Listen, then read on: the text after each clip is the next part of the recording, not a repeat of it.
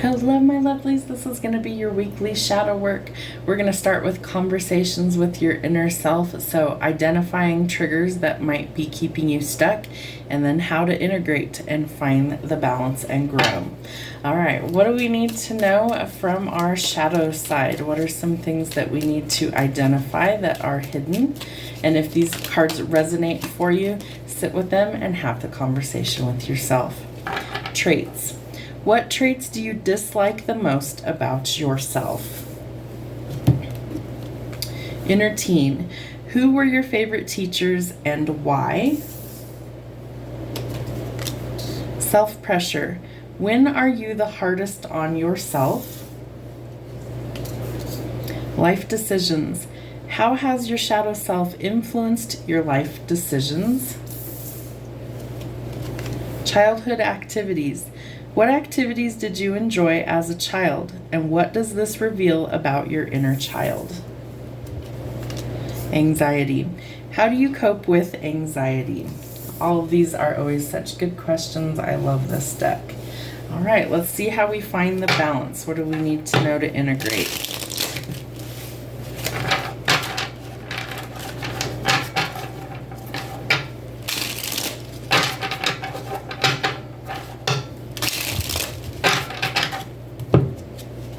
Ancestors.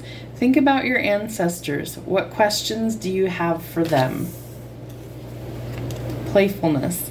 How can you bring playfulness into your life? Acceptance. How can you practice accepting yourself? Embodiment. How can understanding your full self empower you? Breaking cycles. What negative cycles could be broken by addressing your self-sabotaging behaviors? And future self. How do you see your future self dealing with your shadow self? And does that give you some anxiety? All right, let's see what's going on with our shadow work. What do we need to know this week? What's happening? All right, that was quick. All right, so I feel like we have some important lessons unfolding for ourselves. I feel like we also need to shift our perspective. The Three of Cups is normally a celebration. I feel like you've had a lot of disappointments. I feel like you've had a lot of your hopes and dreams maybe dashed or crushed, and things maybe haven't panned out like you had anticipated. Judgment being out here in the shadow tells us that things are transforming. And so while things may not have gone your way, I feel like things were held up or delayed or actually removed for a reason. You also have the Tower out here in the reverse. So it's almost like somebody is avoiding change out of fear. So I feel like judgment is going to kind of step in and intervene and change these things for the better. It won't be as bad as you think. It's a lot of fear that's really holding you back from this change. And change needs to happen with the Ten of Swords. This is something that you've carried for far too long. It's time to get out of survival mode and actually live again, and afraid to take a step in a new direction. Why are we so fearful? What is it that's holding you back? Why are you sitting there in this contemplative of, I can't do it. I can't take that step. I can't make that change. Yes, you can. Do you really want things to change is the question I would pose. Do you really want to stay in survival mode? Do you want to stay in all of these things that are not good for you? Or do you desire change? Because if you desire change, we have to figure out a way to change. Financially, I feel like there could be some issues with excessive spending, so we need to break that as well. And the King of Wands telling us that we might be operating in ego.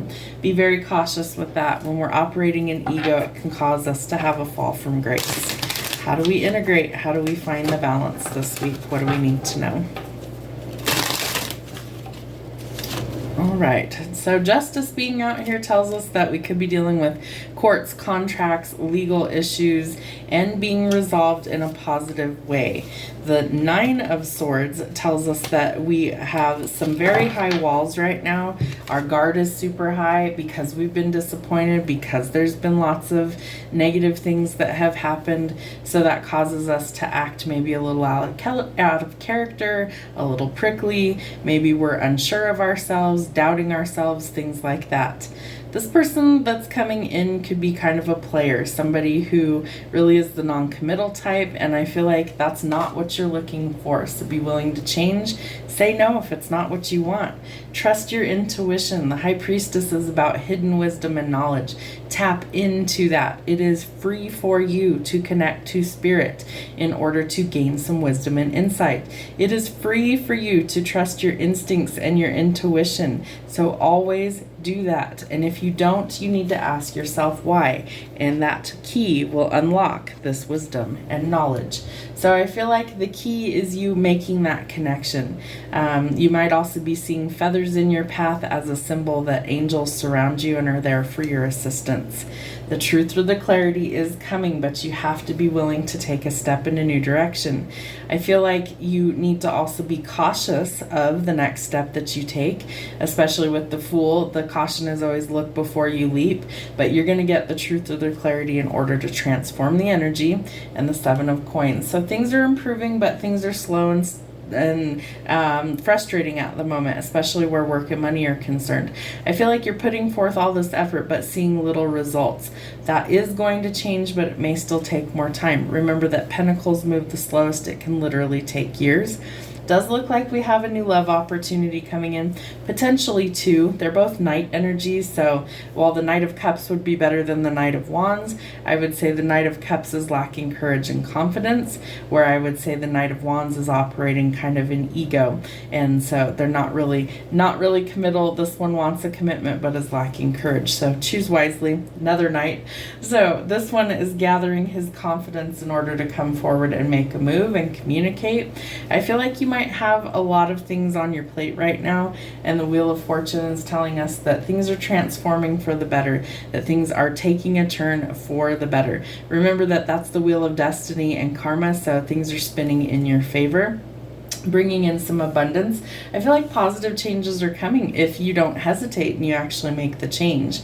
Again, improvements with finances, but we have to balance things out. We can't be in a lack mindset, and we can't be petty and hoarding our resources.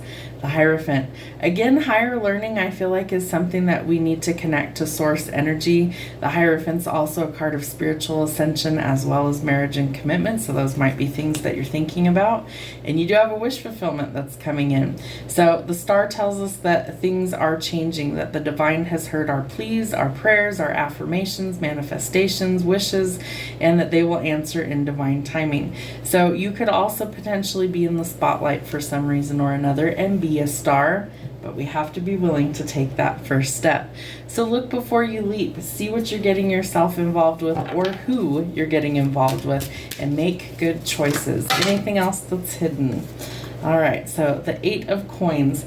Be willing to put forth the hard work and effort. That's how you're going to bring in success. You can't do anything half-assed and do it well. The Magician tells us that we are trying to manifest and that we've kind of given up on some of these things. Know that that is about to change. The Four of Wands tells us we're past the point of burnout and that we need to take some time to rest and recover.